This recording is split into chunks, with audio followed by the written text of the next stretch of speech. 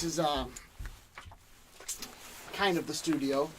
It's mostly soundproofed with acoustical tiling and such, and works pretty well for what it's needed to do. Yeah. So life's treating you good? Yeah, I had to work yesterday. I put in some overtime on Monday. Okay. So, when you put in overtime, does it add a lot of stress to your life, or is it just like, man, just extra time here? And Well, it depends on the situation, though. okay. Do I need to plug in my headphones or anything, or no? I don't think so. I think you'll be okay unless you want to hear them out through the headphones. Okay, I can leave them out right here. I use this nice handy dandy little Zoom recorder here. It's an 8-track recorder, but it has the 4 inputs for mics, and it has a 2 mic input on top. These things work so beautifully. It gets pretty much everything in the room very nice and easy to edit off of. Gets it all clean. So I've been real happy with it. I've been using.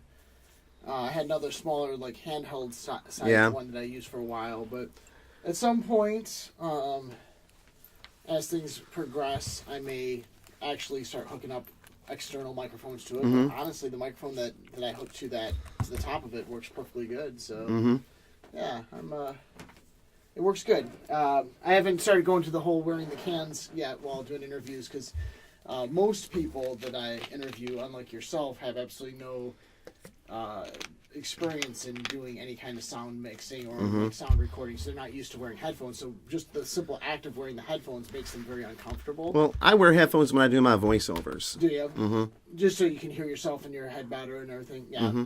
Yeah, most people, it really freaks them out. Like, I think about, like, with Terry, if I tried to bring Terry in here and interview her, if I put her in headphones, I'm sure for a while it would make her feel very...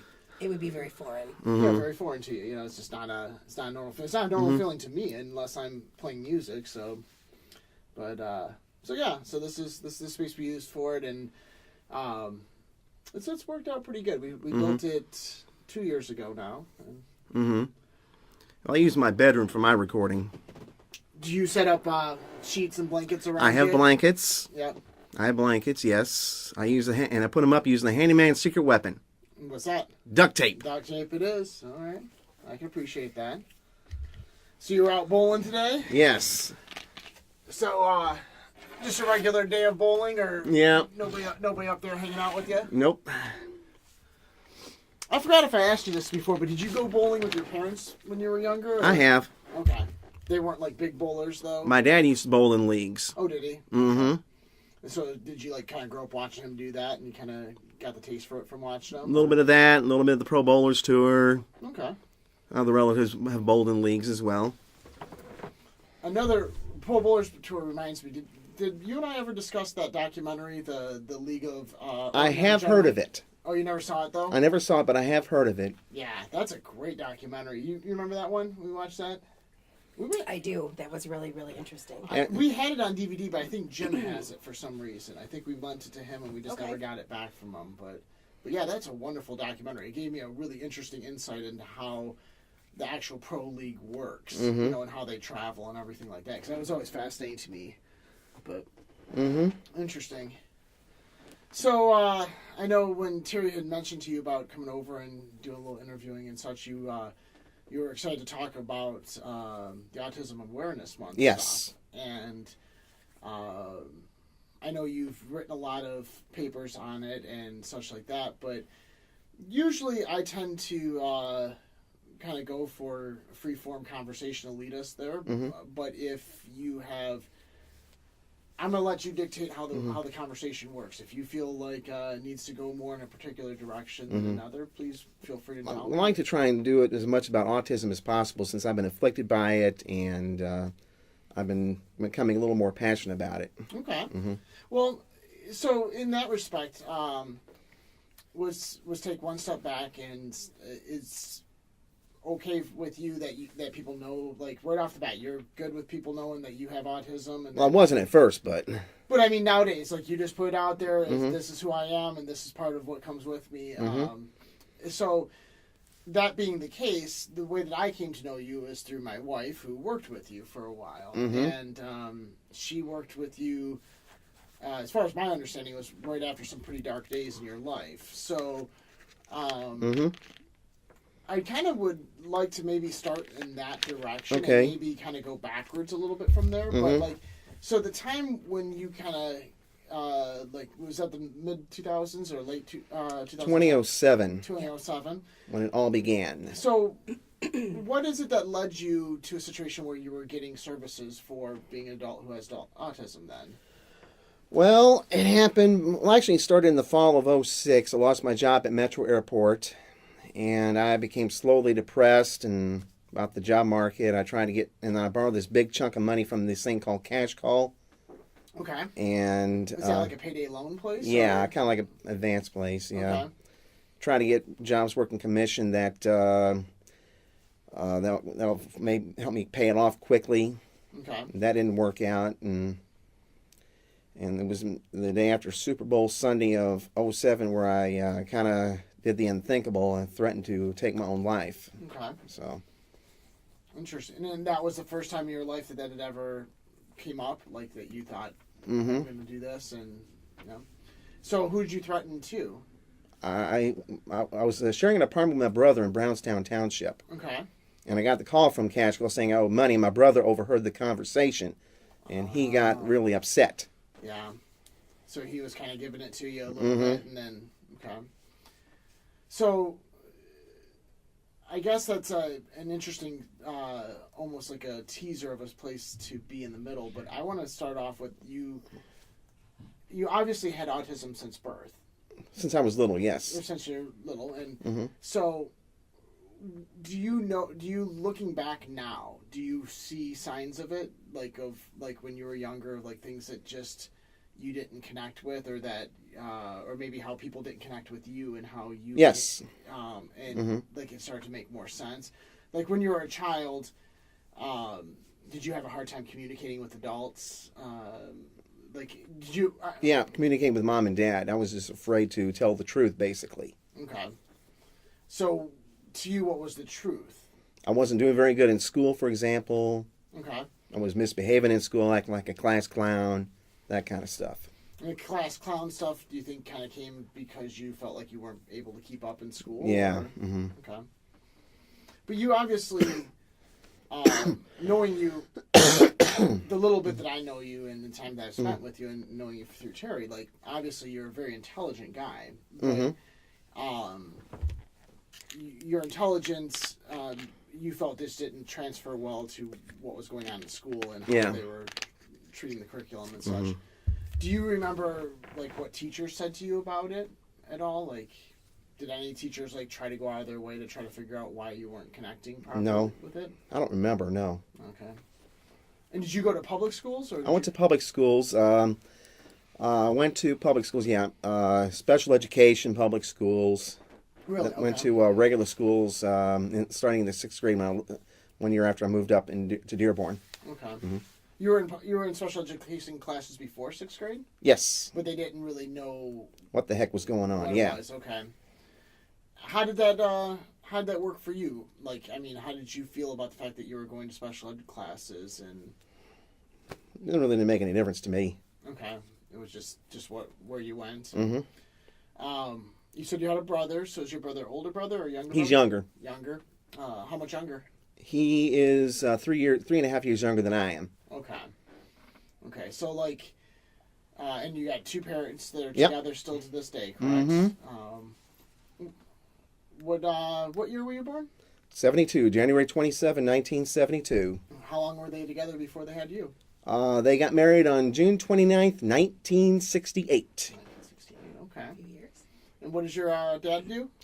My dad used to be at Ford Motor Company. He used to work in accounting and IT. Now he is retired. He left Ford back in late February of 07. Oh, so it's right around the same time frame as well then, too. Interesting. Just after I was released from the hospital. And was your mom out working, or was She did have jobs, yeah. She worked in a couple of florists. Okay. I think an office building, too, I think. But while you were growing up, she was around the house a lot? Housewife, yes. Okay. Were you more connected with her or with your dad? Neither? Neither. Okay. As a child, like, did you look up at them and like just try to figure out what it was that they were doing? Like, or did this made no sense to you at all? No sense. Okay. Is there any? Because this fascinates me because this is something I have no clue of. I have no context to have autism or anything. But like, do you remember back to your childhood? Like, is there any particularly great childhood moments? Is there any moments that you remember just being like an awesome moment to you, or something that you truly love or look back at fondly? Meeting some celebrities, like a couple of the Detroit Tigers. Okay. What do you Been think to a Tiger ball game. What do you think it was about meeting them that was? Well, when I moved up here, I started following the Tigers. So, days of Alan Trammell and Sparky Anderson, Lou Whitaker. Yeah. Talk my language. I've watched a lot of mid-'80s baseball. So, did you watched it every night? I would either watch a game or listen to it on the radio. Okay. Did you like watch kid cartoons and stuff as well? I have when I was younger, yeah. But it wasn't like something that captivated you the way baseball did, or? Well, I just like watching them. Okay.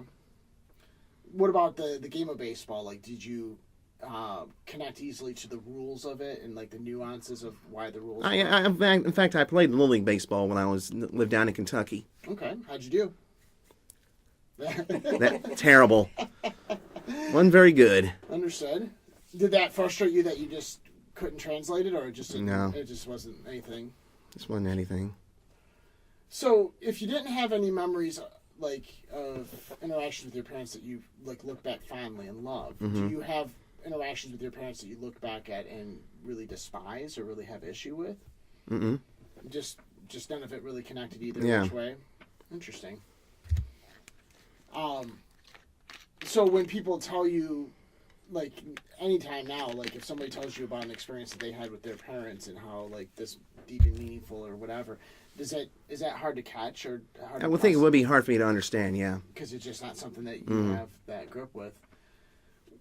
So where did you get lost in things? Like what was it that captivated you? Like got your attention and just made you have to be a part of those?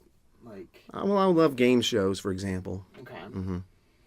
So, one obviously, game shows being something that you also love to do. What is it about the game show? Like what?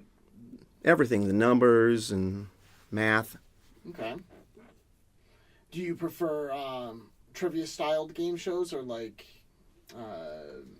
I don't know what you would call the other versions. Like Wheel of Fortune or something like that. I like Wheel of Fortune, Price is Right, The Joker's Wild, Gambit, anything that use cards or dice, that kind of stuff. So did you like go to school and try to get other kids to talk to you about game shows and such? I was a game show junkie. That's all I talk about. Did you have friends in school who joined you in nerding out about game shows? No one? So do you remember having any good friends in school at all? Yeah, I got one right now. Mary Beth Weber from Henry Ford Community College. We met at WHFR. College radio station. That was it. Okay. But like from childhood though, like did you have any back then, like that you really connected? Can't remember. With? No. No. Well, I think there was one like Rachel Topping, in my high school days. Yeah, at Fordson. Interesting.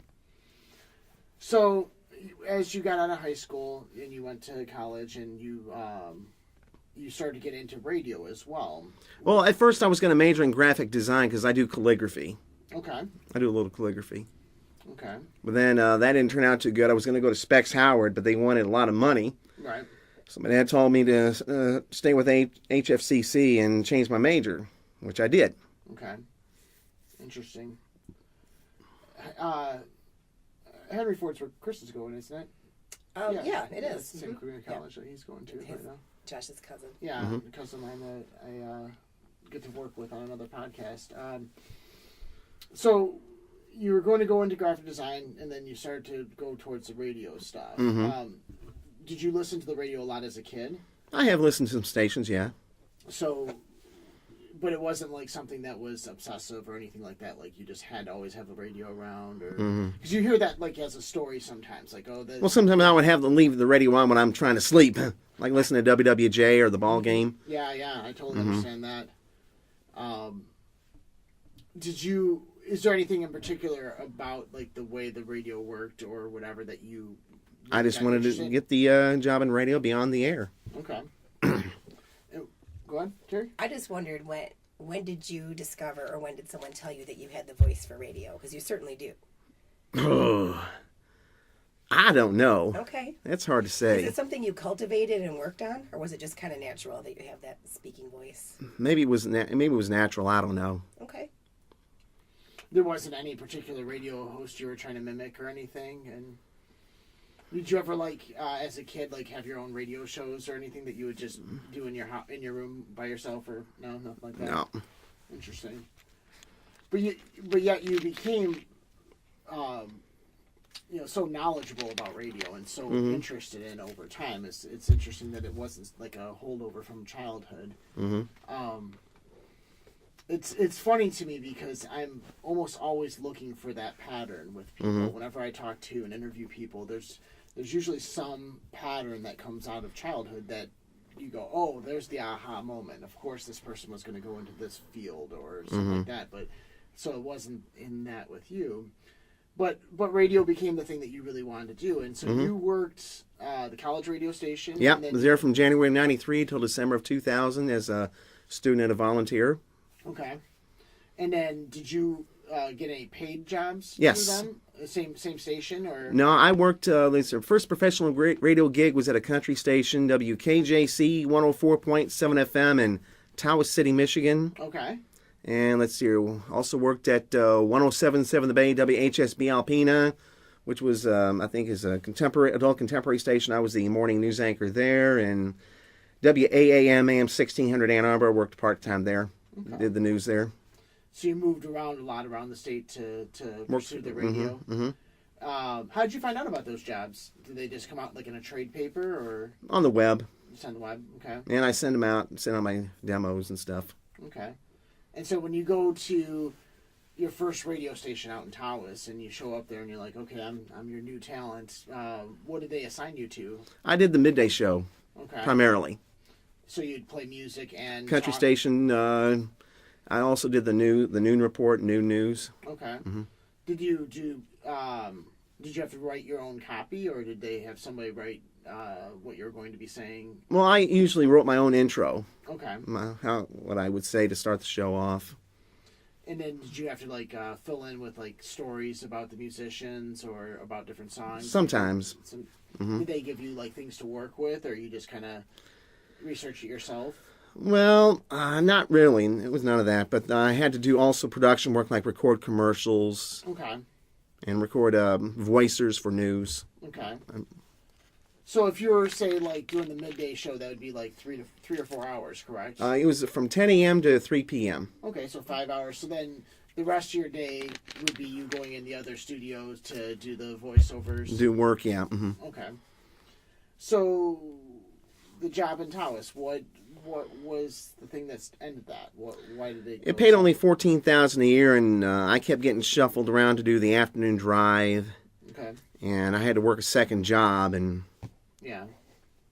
So it just wasn't conducive to Yeah. living. And did work environment wise, did it work okay for you? Did you get along with your coworkers and your boss? a couple of and stuff? people, yeah.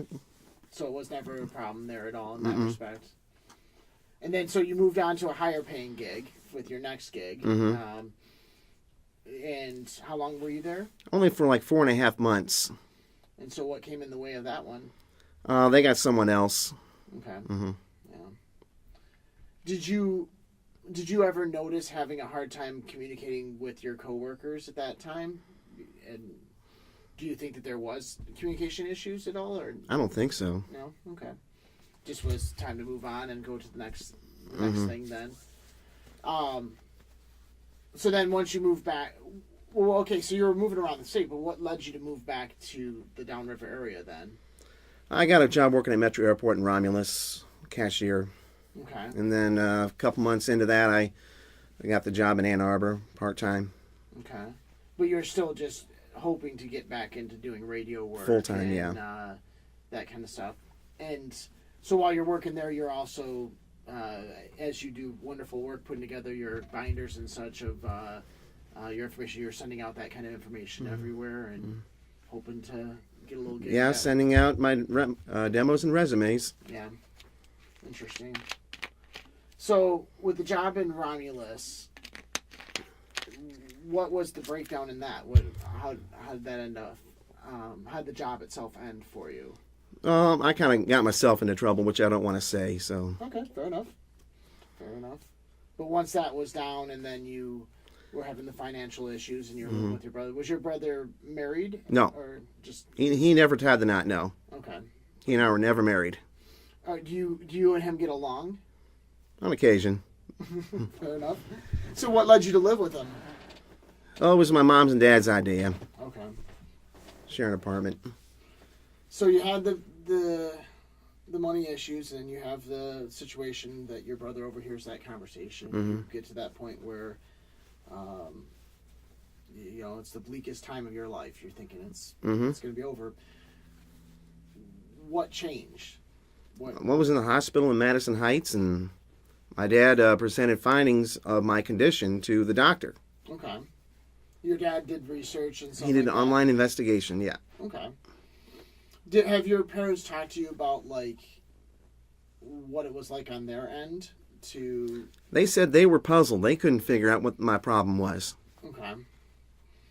So what about for you though? Like once you were given that information, did you agree with that information, or did you fight it, or? I was shocked. Okay. Kind of shocked or surprised. Okay. What was shocking about it? Just hearing about I had Asperger's, which is a form of autism. Right. Now, where do we stand on Asperger's now? Is that still allowed to be said? Because I know there was a while before. I think technically it's not a term that's used medically anymore. It's just on the spectrum. But at the time, that was kind of something that encompassed high functioning autism. Yeah. But it's not really, it's not just something that people are necessarily diagnosed with. It's more like you're on the spectrum of autism. Is that correct? Yeah. Yeah, I still tend to use the word, but then Sure, I think a lot of people do. But then I always feel like weird because I know I've read articles where there's somebody sitting up on their hill yelling at people. You can't use that word anymore. Right. It's like I don't know. It seems like the proper word, but Right. Okay, so. But what people don't understand, Asperger's is named after an Austrian-born pediatrician who did research on kids back, I think it was in the 1940s. Okay. And what was his findings with his research? It was he studied kids who had problems with coordination and speech. So, when you were young, did you have a problem developing speech at all? No. Okay. I was thinking that's obviously one of the signs that people look for with people who do have autism, and that's interesting that you did not. Why do you think it took so long for people in America to come to grips with the idea that? I really don't know. Because you're saying it's done in the 40s in Austria, you said? Austria, yeah so Austria. Vienna, Austria. It's interesting, like, why would we have not followed up here in America? Like, 'cause I don't think, like, growing up that I ever remember anybody talking about autism at all. It wasn't until actually well into working in the group home field that I started to hear the term autism, and it was people definitely talked about it, but it was more with people who had severe forms of autism. When you would talk about children who just could not function, with a lot of sensory overload and that kind of stuff. People who were on the severe end of the spectrum, they would talk about autism. But for whatever reason, people who were on the higher end were just people who were not understood. Like kind of what you had gone through. Like you're just communicating in a different way and thinking in a different way, and people did not have a term for that until I don't know why it took forever for Asperger's to be something that clicked with everyone. Yeah, because people thought autism was more like Dustin Hoffman's character of Rain Man. Exactly, right. Which is really funny too, because as big of a movie as that became, and it's like everybody was congratulating themselves for shining a light on this. But, like, nothing ever came of that, like, or seemingly. It seemed not like, right away, Yeah, that's for sure. Well, the thing was, autism was not a big attention grabber until 2000. Okay. Because that's when they started keeping track of things. It was like 1 in 66. Okay. Yep. And now it's gone up to like 1 in 68. Well, actually, it was 2 years ago, it was 1 in 68, but then I noticed on Autism Speaks' website, there was a government survey that revealed that it was 1 in 45. Right. Okay. And it was when there was a survey that was taken like over 12,000 parents. Okay. And when one child was randomly selected about their abilities and their health and all that. Okay. Well, and obviously some of that has to be just because we're looking for it more too, like that we find more people. Sure, I think there's a lot of people at the high end of the spectrum that probably would never have been diagnosed because it was just such mild, presenting such mild symptoms, or like in your case, just people not knowing, like, oh, that could be a form of autism. What's going on? Right. Yeah. So, for you, having that aha moment where you are floored and you say, okay, and then maybe I have autism. What do you think the autism itself has affected in your life? Like, what is it that has become harder in your life due to having Getting autism? a good paying job. Okay. And what do you think, what characteristics of the autism is it that causes, or that has that difficulty there to getting a good job and holding it? Probably because I'm too distracted, because I also have ADHD. Okay. So you think it's a combination of the two? Mm-hmm. Do you think that it's a situation where people who work with you or who hire you don't know how to interpret what you're saying? Yeah, I think it is. And somewhat of you not being able to interpret and hear what they're saying as well. Mm-hmm. So how do we get this going? How do we start working with that? Like, how do we? Well, I think people to hear that employers need to exercise a little patience. Okay. Because someone with autism or Asperger's who can do the job either as good as or better than a normal person, the employer might be like, "Oh my God, what is this guy into?" Or how does this guy know this? Is there certain types of job situations that you know because of having Asperger's that you're not going to be able to succeed at that style? I don't know. I don't know offhand. Okay. Any jobs that would not be very good. Okay. So, when I first met you, you had just been diagnosed, and you were still kind of in that phase of, I can't even believe this is what's going on. But on the other hand, also kind of glad to start putting some puzzle pieces together. But at the time, you did not want to talk to employers about the fact that... Yeah, I wanted to keep it hidden, yeah. Exactly. So, knowing what you know now, would you advise people to be more open with their diagnosis so that they could have employers who could work with them and do some accommodations? I think so. Because And I wrote that in a commentary back in 2015. In fact, I ended it with a question, which is, when it comes to filling out a job application, does Asperger's qualify for quote-unquote special accommodations?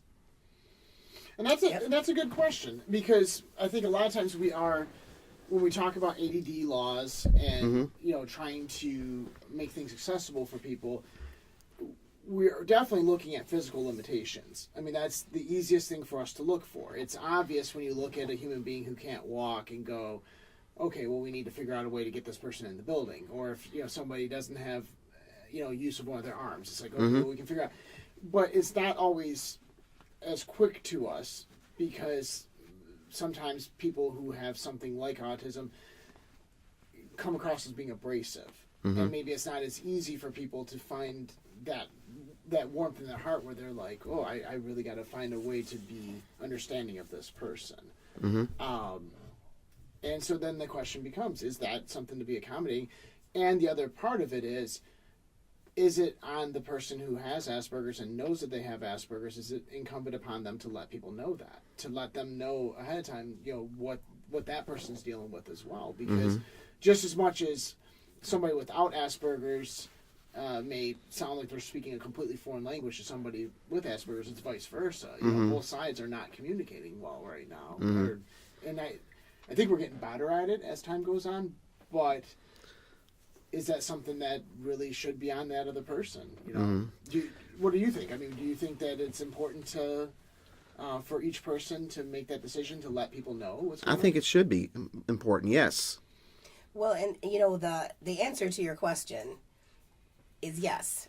However, as with any kind of hidden disability, whether it's a mental illness or autism or anything like that, an employer can't accommodate you unless they know. And you're not even legally protected unless you disclose it. So that's kind of where we go back and forth with people, where it might be scary to talk about that to an employer because maybe they're going to not hire you, or maybe they're going to look at you a little bit differently. But then on the other hand, if you do have something that needs an accommodation, how can they possibly help you if you don't tell them? Yeah. So it's a conundrum for people. So it's just one of those things where you have to get, I guess, comfortable with your own self and what you need, and advocate for yourself. And that's not always easy. Yeah, it's a weird one. I mean, obviously, because I think we can all universally agree as a society that we don't want discrimination in the world or whatever. But there's also something to be said that, like, if you know this particular job involves, for lack of better terms, like, you got to display shoes by walking around in shoes all day, you're not going to hire somebody who's a paraplegic in a wheelchair. As much as you want to say, well, they deserve a job just as much as anybody else, like, there's obviously qualification in this particular job that doesn't fit them. The same thing can be said about any disability. Absolutely. Though. Like, there's situations where somebody's disability may, in fact, stop them from being able to effectively do a Yes, particular and that's type of not job. against the law. I mean, the law is, it can't be an undue hardship to the employer. Right. But for the most part, somebody with autism is not going to require any kind of expensive or cumbersome or anything like that accommodation. It's more like how to communicate with someone. Or it's more like, this is too much for me in this area right now. I need to come over here for a break. Yeah. That kind of thing. Well, that becomes a hard one with workplace. Like, if you have an office full of people, how soon do you, as the new person, how soon do you have to be pointed out as the special person, in that respect too? Like, that, is it one of those things where the first day you come in, the boss has to stop everybody and go, okay, now listen, everybody, just so and you don't want that. And some people feel very sheepish about that. Yeah. And the other thing I wrote in the in the papers, that adults who have autism should be included in the Americans with Disability Act. Agreed. Definitely. Agreed. Yeah. And I don't, and it's hard to argue that. Obviously, and I'm sure as you've come across trying to get everybody's ear on this, politicians shy away from this kind of stuff. Like, any kind of disability stuff that doesn't come with a really good photo op, where they can look good because they're kissing the handicapped kid, or whatever. Politicians tend to not put their time and effort behind it. A lot of them don't. Right. The high profile stuff, because a lot of people who do have mental illnesses, or in that respect, don't necessarily want to be put on the poster board as being that person. And that's a tough one. And I applaud you, Dennis, so much for the fact that you are taking the other approach, which is, hey, I'm out here. This is who I am, and you can see my face. You can read my name. Because that takes a lot of guts. Like, a lot of people don't feel comfortable with that. Well, it's not just in my writing, but a couple of times a year, actually once a year, I do public service announcements, and I send them out to a couple of the radio stations and educational facilities in the Detroit area, including the one I used to work at, WHFR, about autism awareness. And this year I did 8 of them. That's awesome. Now, do you ever do, like, going into the schools and talking to teachers at all about it? About your experiences? And No. Have you ever thought about doing that, or it's just not your bag? It's not my cup of tea, no. Okay. So, speaking of politicians, we do have an advocate in the Lieutenant Governor who has a daughter with autism. Yes. So that, that is something that he really does do a lot of public awareness. Have you ever had a conversation with him? I never met Lieutenant Governor Cowley. Have you ever written to him or anything like that? Could be something. Have a conversation with. I know you've written to different politicians and things like that. But I wanted to go to Lansing, but I was told by Michigan Rehab Services that would be a wasted trip. From MRS? Yeah. Well, I don't know if it would be a wasted trip. We can talk afterward, but there is coming up a day at the Capitol for people with disabilities that's coming up. So it might be something you might be interested in that I can let you know about. Well, what I wanted to do was have all the politicians in one room and say, hey, we got to and have me state I my remember you piece. saying that, yeah. So, why did they think it would be a waste of time? They just think it wouldn't get anywhere? I think so, but I think from what I was told, adults are getting coverage, insurance coverage, but I'm not seeing it. Yeah, it depends on what you mean by insurance coverage. Because I Yeah. know you've had, and I don't want to take over this No, conversation, please but do. I know that in your case, you have had some issues in that area with not being able to get services that you would like to have. Mm-hmm. Because on one hand, and I hope you don't mind me talking a little bit about this, on one hand, you were misdiagnosed in the beginning. Yeah. And then getting services from an agency that probably wasn't what you really needed. Mm-hmm. And then now once you are, okay, so that's when we met, because I was an employment specialist with STEP, who worked with the agency that you were getting services from. So flash forward all these years, you're self-sufficient, you have a job, but now you can't get those services again. How we talk about, like, you'd like to get services to get you out into a different job. Yeah. Which some people would argue, well, Dennis, you're self-sufficient. You can do all of those things. Where you and I might argue, you might need a little help in that area. And there's nothing wrong with that. Yeah. But it's almost impossible to do right now. Yeah, because by the year 2025, they said that 500,000 Americans with a disability would be aged out of school-based support programs when they reach 21. Okay. And that is a problem right there. And last year, I was watching Dateline NBC. The story was titled "On the Brink," Okay. and I wrote it in this year's paper. It featured 2 young adult males from New York State that were having problems getting help because they were too old, quote unquote. Right, okay. Interesting.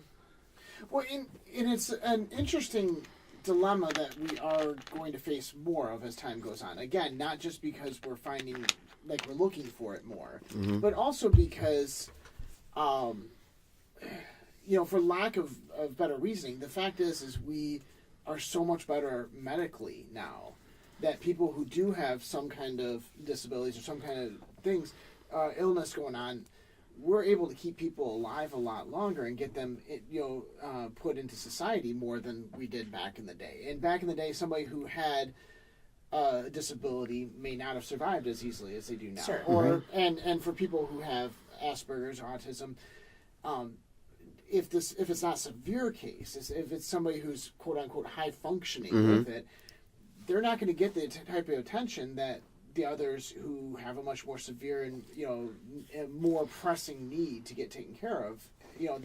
It's just going by a numbers game. The people who are high functioning with those disabilities are going to have a hard time getting any kind of coverage, because there's no more money going into the system, but yet there's more people are needing services. Right. Well, it's different kinds of services than you would think. Maybe on the surface. Sure. So I think that's where a lot of it comes in. And then, I don't know if enough attention is paid to things like, okay, you have someone who's at the very high end of autism, very intelligent, able to do a job, perfectly. But there's a lot of different coexisting things like depression that can come along with that. That sometimes doesn't get enough attention paid to it. Would you agree with that? And the depression coming from, I don't seem to be able to communicate with people, and they're not understanding what I'm saying as much. That can really be something that people don't know about and don't understand. Let's talk about depression. So obviously, you have fought with depression with this situation. Would you say it's a fair assessment, like Terry was saying, that the depression comes from your feeling that people can't or that you can't communicate with? It's not just people not communicating with me, but not getting the job I want. That's what made me depressed. So it's more of the actual end result, not of the person by person interaction. So one of the things people will say about people who do have autism or Asperger's is that they don't connect with social cues. They don't connect with nonverbal cues. Do you find it to be true for yourself? Like where maybe there was miscommunication, somebody thought that they were saying something to you maybe sarcastically or in a joke and it just didn't catch with you? Yeah, it would go over my head. Sure. But do you think that also is part of what causes your friction with other people? Is that because you're not catching those things? That could be. but it's interesting because, like, okay, back to the depression thing. Like, you keep pointing to it being about not having the job and not being able to get that end result out of it. Do you wish that you had more friends? I can't answer that one. I don't know about that one. So you don't like you don't really recognize what it feels like to have like friends, like somebody who's just a friend that you sit and laugh with or cry with or whatever. Just that this doesn't really exist in your world right now. Mm-mm. Okay. Like dating, is that ever a thing for you? That I've gone out with my friend Mary Beth a few times. Yeah, but is it something that like you think about and the romantic idea of I'm going to sit and write poetry about this person and just like We just go out and have fun. That's it. Yeah, fair enough. So she's definitely a good friend. Mm-hmm. You've been friends with her for a long time. Mm-hmm. Do you ever like have a moment in the day where you're just like, I just need to call somebody and talk about something other than what I'm doing right now? No. Well, sometimes I might do it. I might call my friend Mary Beth. Okay, but not that often. Not that often, no. What do you look at like social media things as, like Facebook or Twitter? Does that make sense? I don't go on Facebook really. Yeah, I try to stay away from Facebook. It. Yeah, sometimes you're on there. Talk about your bowling scores and stuff. That's cool. Yeah. Interesting. So, I guess why I was trying to dissect into here, and maybe it just isn't there, but it's interesting to me that part of the autism Asperger's part is that you have a problem with communication that can lead to the depression part of it, but yet the things you are the most interested in are being the leader of the communication, not just being the center of attention, basically. Not just being in communication, but you want to be the voice on the radio that everybody's following, or the man running the game show, and how like it's interesting to me that despite the fact that you know that in a interpersonal communication that you may not be able to catch everything, but if you're the one with the microphone, everybody has to kind of follow your lead, and they have to hear what you're saying. That's interesting. Have you ever thought at all about that? Like how interesting that is, like between what it is that you have to fight with and what it is that you're really. I never thought of that. No. But you're really good at it. That's the thing. It's like when you can turn it on and you go, okay, the headphones are on, and I'm in front of the microphone. Here's my copy. I'm on, and it's interesting that just is a whole other level for you. You just click right into that character.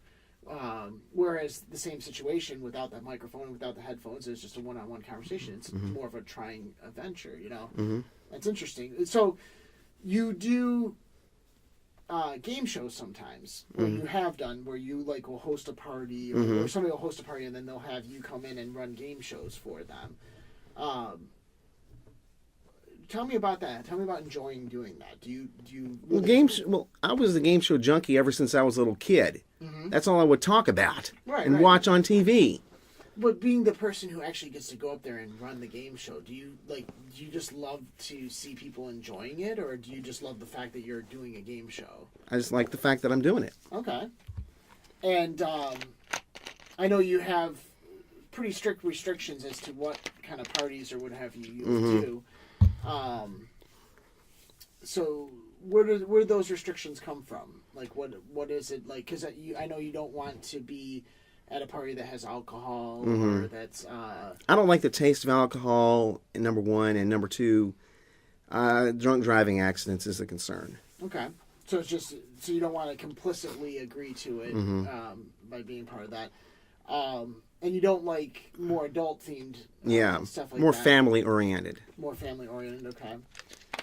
And I think we had talked before about like because you did one for Step, right? For at Team Mental Health. Oh, Team Team Mental Mental Health. Couple. Times, yeah. That was fun, and Dennis was the best game show host. And honestly, that is some of the happiest times I've seen you, just having a ball. It was great, really, really fun. Everyone loved it. So you enjoyed it a lot to do those, and have you pursued trying to do those more with other places? How come?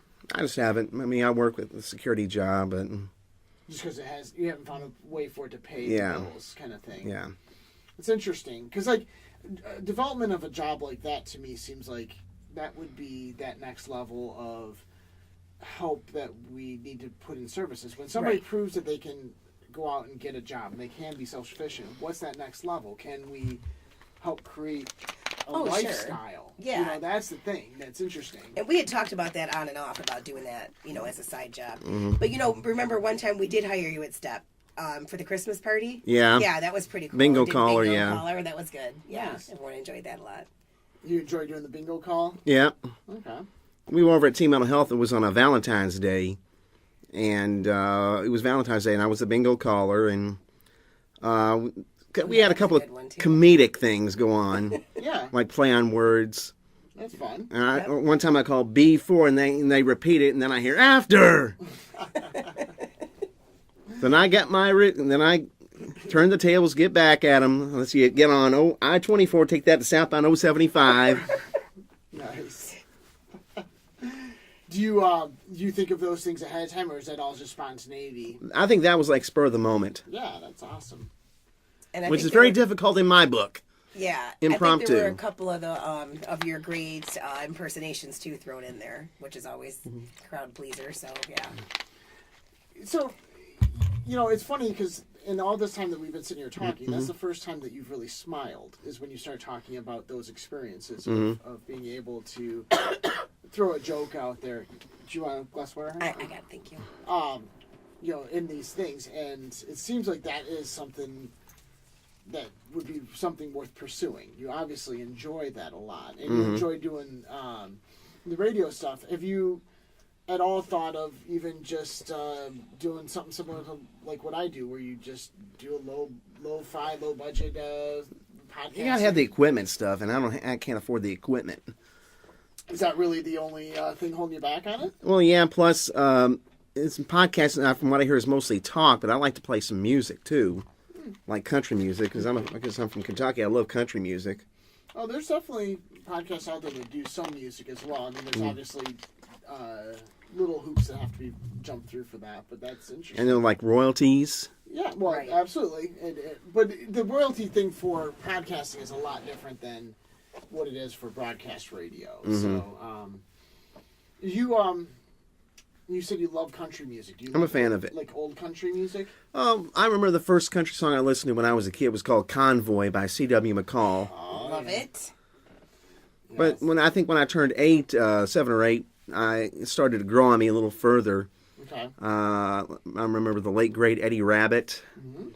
Let's see, Barbara Mandrell, Dolly Parton, Kenny Rogers, Ronnie Millsap, Razzie Bailey. Nice. Let's see, the Bellamy Brothers. Okay. There's a guy out of Traverse City that I love to catch. He has a radio show out there, and then they re-release it as a podcast like a week later called Head for the Hills. A guy named Ben Hamper. Never heard of him. He came out of Flint. He was a lineman at the Flint plant, and back when Michael Moore used to run the Flint newspaper out there, he gave this guy a column to write every week about what was going on in the plants. And through his column, he got a job as a DJ locally there, and he's just a complete nerd about like old school country and old school soul music. But his old school country stuff is fantastic. He just has so many interesting hidden B-sides from great artists like like Leora Naiman, and he's just so passionate about it. I love it. Love those kinds of people in the world. The way I kind of feel you would be if you did a show about bowling or something, like things that you're so nerdy about. You know, that's the best things. You know, the things that you're nerdy about, that you love and are passionate about. Game shows. You know, like that's the kind of stuff that really can be entertaining. And I think of like. I was telling Terry when we were driving away from Buddy's, I'd love to think of a way to get you some kind of show where you answered questions about game shows. Well, Mom and Dad wouldn't like that. They're not game show junkies like me. Do they have to like it? No. Well, that's the thing, is that I just look at the things that make you smile and how much fun you have with it, but you just have so much minutia on all of the game shows that existed. So it's interesting. He is a walking website of information of game shows. It's amazing. Yeah. It's too bad. It really is too bad in the modern day that there isn't that local game show stuff anymore, like on a local television station, like what was the bowling for dollars? That didn't exist in my hometown. Right, that was here. Yeah. So when did you move to Michigan? June of 1982. 82. Okay, so that makes sense why you were in the Tigers at that time then too. Okay. Did you move back and forth, or you just stayed here from that time on? We lived in Michigan since June of 82. Okay. And I know you still go and visit back home every so often, or down in the Kentucky area. The last couple, my grandmother now lives in New Albany, Indiana, which is in the southern Indiana, across the Ohio River from Louisville. Okay. So, I know your mom's birthday was just coming up. It is coming up. It is coming up. Early May. And we had talked about this a little bit at the restaurant. I wanted to kind of dive into this a little bit, but I think I'd asked you, like, what your mom's favorite restaurant was, and you told me that you didn't know. Yeah. Well, I'm working on that day, so. Well, I understand, but it's interesting to me that you. I don't think Mom has a particular restaurant she likes. But, like, what's interesting to me is that, like, I'd also asked you, like, if there's particular types of gifts that she liked, and you said you didn't know on that either. Mm-hmm. And that's your mom, who you obviously have a very deep and loving relationship with, or at least, you love her. She's your mom.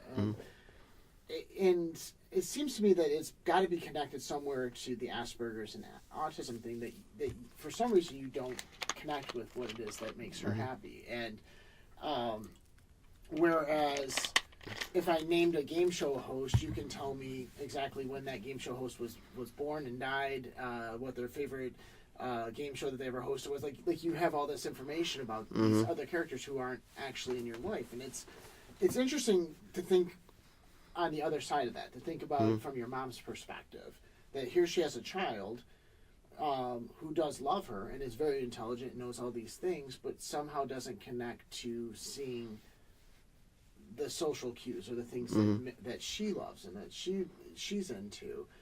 Have you ever thought about about that with your relationship with your family? About do you wish to be able to know more about them, or to really be able to connect more with them? And just does that cause? I mean, do you think about that regularly at all, or not much? No. Well, it's just interesting that. I guess that to me that seems like that would be the hardest thing, is the people closest to you, the ones that are going to be there with you, your family members, that you may not be able to explain to them or talk to them about those sorts of things and why it is that you seemingly don't care. Well, it's not that you don't care, it's just you don't recognize them. Does that make sense what I'm saying? I think so. Okay. And, I just wanted to kind of interject, if that's okay. Please. On the other side of that, though, and if you don't mind my saying again, Dennis has great concern for his family. Like when his mom just had surgery, you were very worried about that, and you shared that a lot with people.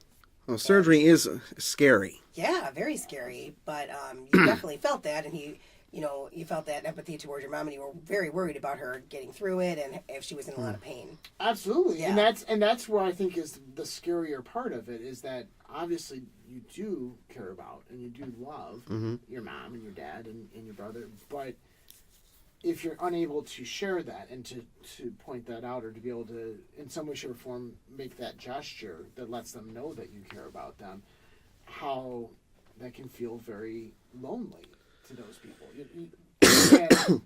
And, to me, that would be the scary part, is to think that I accidentally hurt the feelings of those that I love because I didn't know how to react properly at the time. I mean, does that ever worry you at all? Like that you might hurt their feelings, or that it doesn't come interesting. But yet, when you were depressed and you worried about not getting the job, you were concerned that your brother knew about it and that he was saying something to you about it. Like that did concern you, that it was your family member knowing that kind of stuff, correct? I think so. When you said that you also had to lie to your parents about what was wrong. Were you afraid that you would be in trouble, or were you afraid? Exactly. Okay. Get afraid of getting yelled at. Gotcha. It wasn't so much afraid of disappointing them or anything like that. Interesting. And I think that's the kind of stuff that we do need to be able to talk more about when we talk about awareness. Is like that understanding that if you're somebody that you love or somebody you're concerned with doesn't react to you a certain way, that maybe this is something that they just don't know how to react to, or that they it's just not in the makeup, and that's what leads us to having more empathy for each other, that understanding. And I know for me that I always feel that that's like my best gift in life is the ability to be empathetic of other people, and it scares the bejesus out of me to think that I could have that roll of the dice where all of a sudden I wasn't empathetic of the people, you know, and that's weird. So I know some family members that you have been very attached to in the past were your cats. I know sometimes I feel like I can communicate with my cat. Sometimes when I can't communicate with someone else, even if it's all in my head. Do you need some more water? I'm okay. Okay. So how do you feel about your, your relationship with your cats in the past? I know you've been very attached to them. Do you feel like you sometimes could communicate with them, or felt like maybe they understood you? I don't know. Okay. Excuse me. Are you sure you don't want us? I'm sure. All right. Okay. But you like to have a cat around. Yes. I'm a cat person. Well, we are too, obviously, so we can get that. You like just being able to come home and having it in the apartment or the house, and be able to spend a little time with it, and not dogs, right? There's some dogs I do like. Some, but it's not as important. But I'm more of a cat person. I'll give you some water. I love the fact that cats are. You have to work on your relationship with a cat. Like it's not like a dog where, when you have a dog, it's immediate. The second you walk through that door, the dog's just, immediate. Whereas a cat may or may not come and see you right away. Yeah. And you have to earn its trust. I kind of like that. Do you like working with animals at all, or nah? Just never was one of those things. So, you said before that you, with your job with security right now, you have lots of time on your hands while you're working. What do you spend your time thinking about?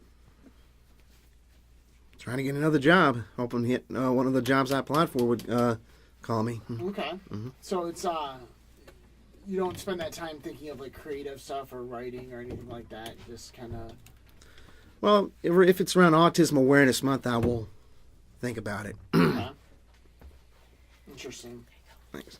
So, you just had published a article in the Oakland Press. Oakland Press and the Detroit on the Dearborn Press and Guide, 2 papers. Nice. So, Same story. So, kind of tell us a little bit about what you were getting across in that piece. Well, yeah, about the stats and how things are expected to get worse. In fact, the Oakland Press kept my title, what I have it, The Worst Is Yet to Come. Okay. By the year 2025, the cost of care is expected to climb between $461 billion to $1 trillion. Okay. And that depends on how many people are diagnosed with autism, how the increase happens. Okay. And by the year 2030, the number of adults living with autism is supposed to climb. I mentioned that in the last year's article. Right. 700%. Okay. So, what do we do?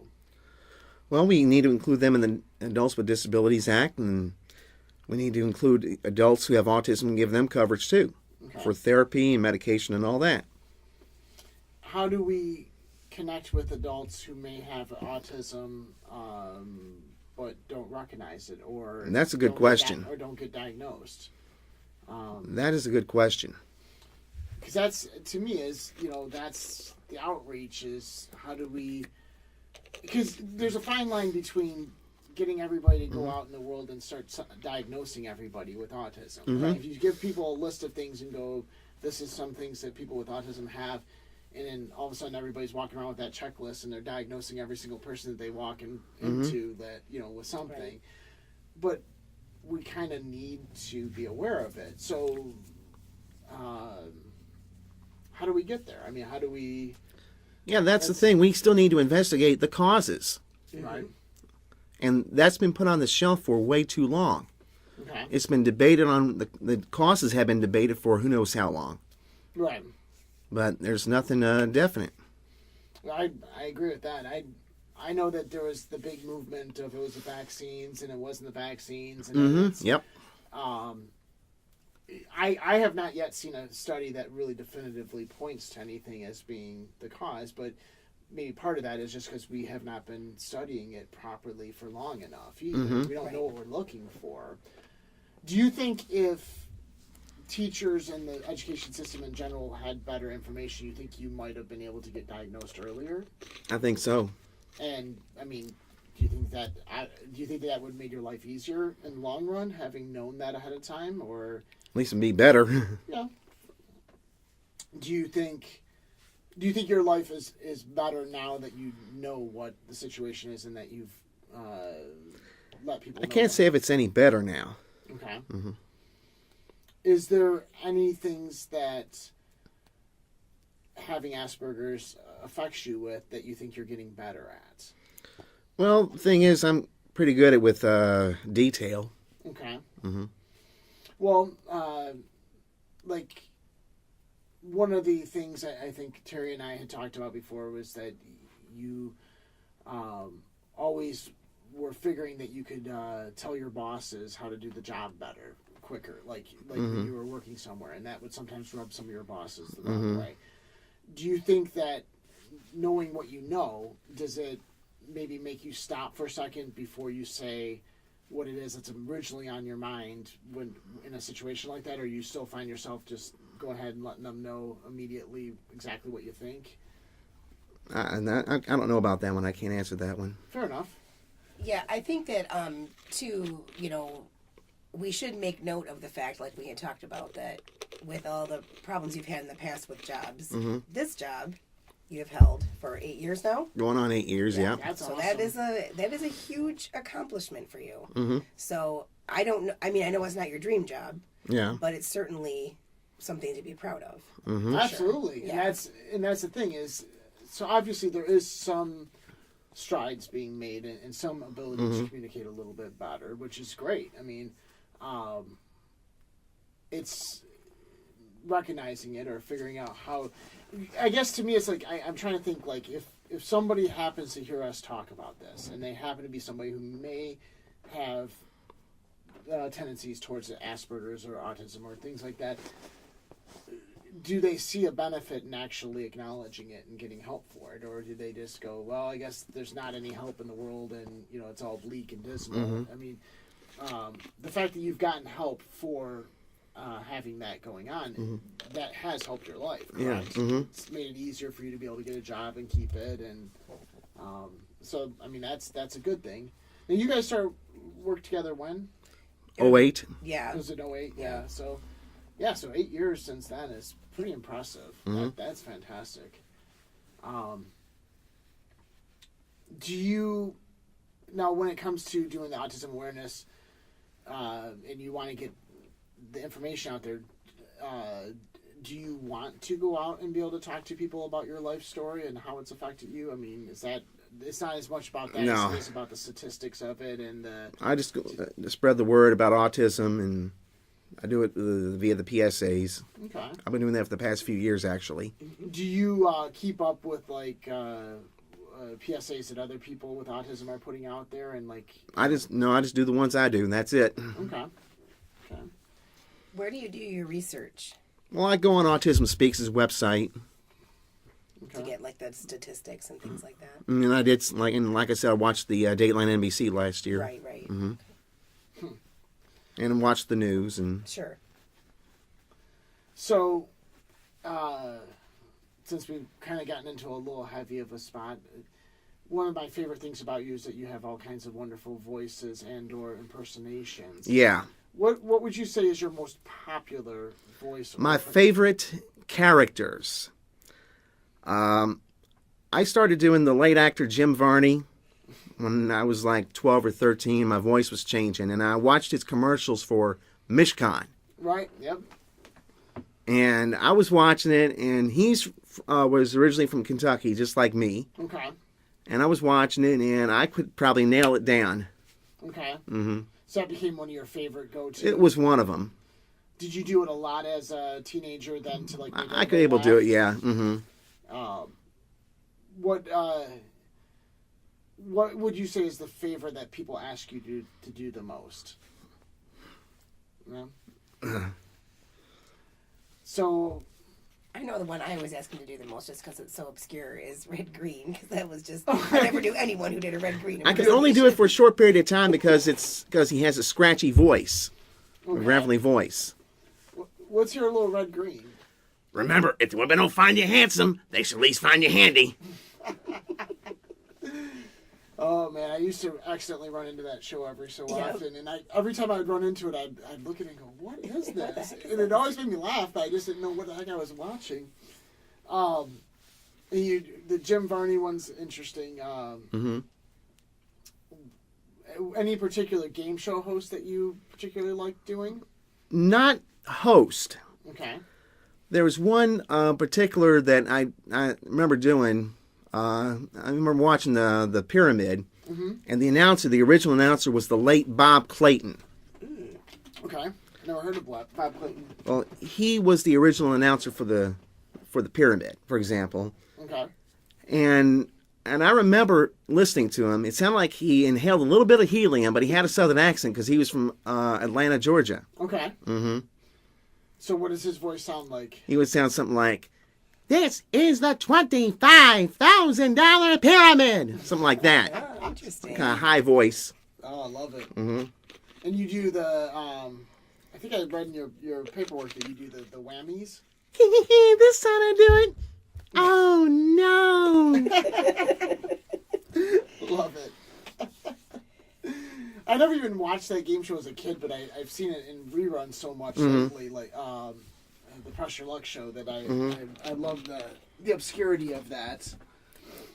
So when it comes to the autism awareness stuff, do you want people to contact you or is there somewhere that you want them to go to get information?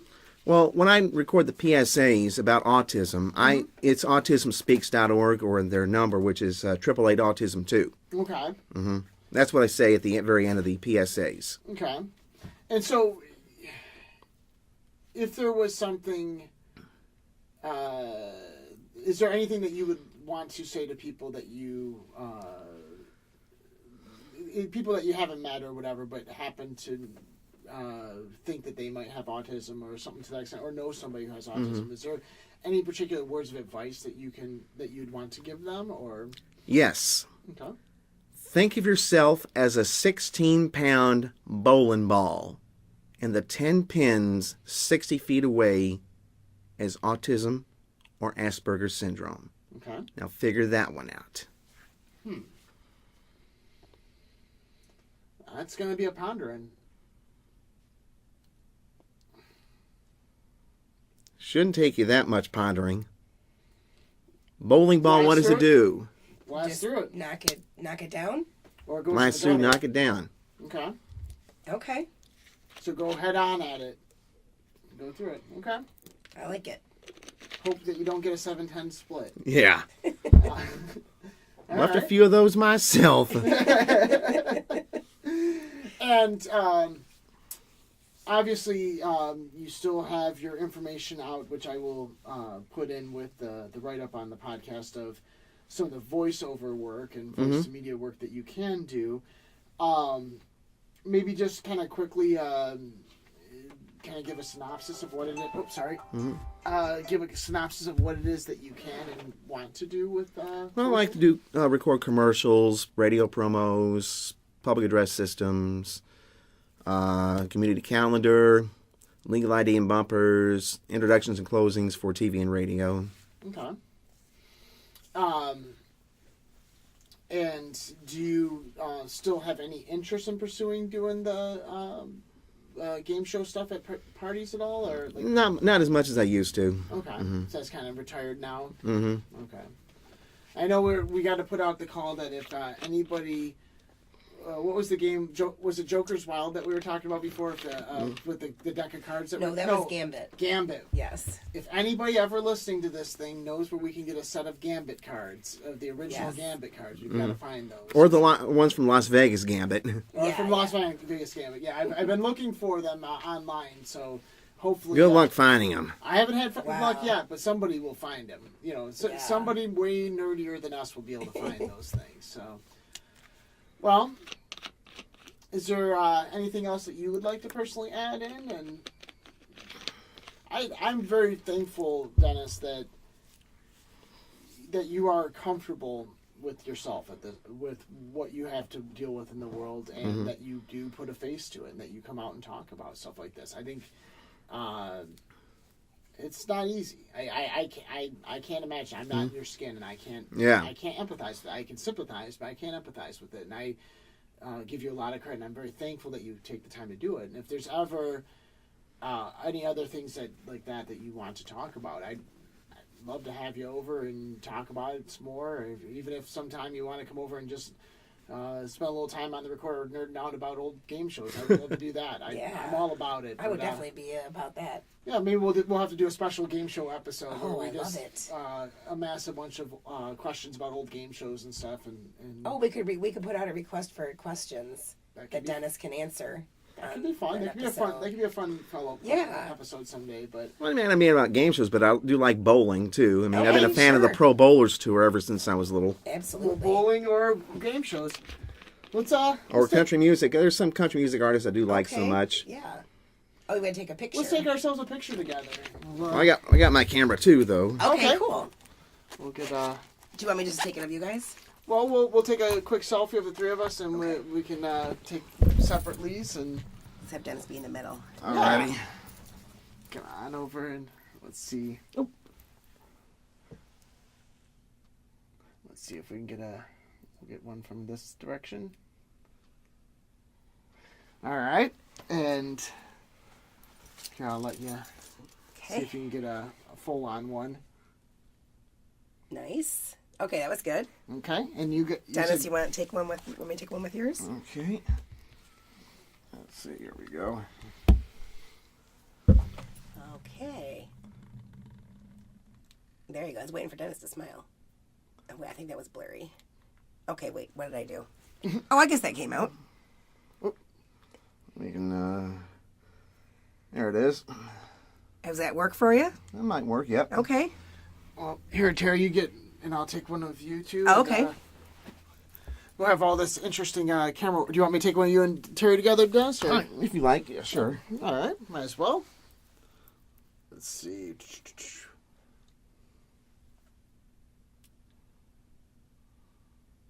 Oh, I like that one. We'll get one with this camera as well. Let's see. Let me fix that for you there, sire. There we go. Perfect. All right. Bought that at Best Buy for about $90. Wow. Huh? Does it work? Perfect. Oh, it looks good. Oh. Okay. Well, thank you again. I really thank you, Dennis. can't say it This enough. was great. I really appreciate it, and I know a handful of friends and family members who have sons and daughters or nephews who that have things that are leading them into having to research about autism and Asperger's. And I think it's good for people to hear somebody who is dealing with it. Well, I told you, buddies, I know Devin Skillian from Channel 4 News. His nephew, who lives down in sunny Florida, has autism. He was diagnosed with it at the age of 2. He was like well, I was told by Devin himself, he was a low-tone baby. Okay. What does that mean? Didn't talk, I think. Okay. A couple talking. Okay. Interesting. But his nephew is at 18. Okay. And 18 or 19. How's he doing? I'll have to ask his wife next time I see her at Quabic. But it's wonderful that it didn't work out for you, obviously, to get early diagnosis or whatever. But it is wonderful that people are looking for it earlier now, definitely. and that they're trying to get that help out there earlier. And and that it just becomes a normal thing, like that everyone knows about. So it's not like whispered or like you said with employers, you might just be like, I have autism and this is my deal, and Yeah. like, okay, no big deal. Well, how do Just we like work if with you that? said, hey, I'm in a wheelchair, or whatever. Well, I think we forget sometimes that we're not that many years removed from when people used to have to whisper the word cancer. Yes, exactly. And now And- people are in the streets. Yeah, Rating, yeah. Now everybody knows walks about it, and and- so at least we're coming along, and it's not all gloom and doom necessarily. I'm so careful, sorry. Chico.